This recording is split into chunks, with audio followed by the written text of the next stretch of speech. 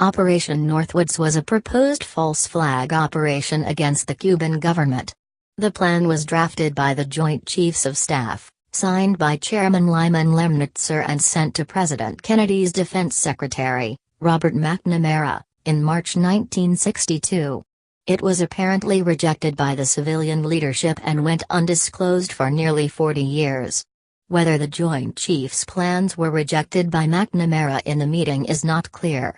But 3 days later, President Kennedy told Lemnitzer directly there was virtually no possibility of ever using overt force to take Cuba.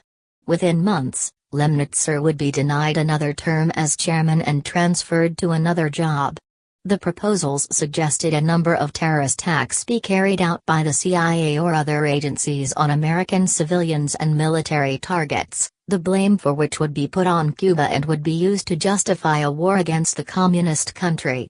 The plans were motivated by an intense desire among senior military leaders to depose Castro, who seized power in 1959 to become the first communist leader in the Western Hemisphere, only 90 miles off the U.S. coast.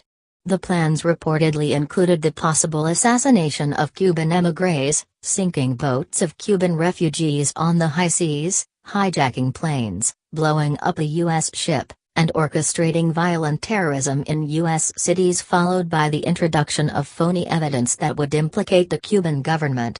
It stated, "The desired resultant from the execution of this plan would be to place the United States in the apparent position of suffering defensible grievances from a rash and irresponsible government of Cuba and to develop an international image of a Cuban threat to peace in the Western Hemisphere."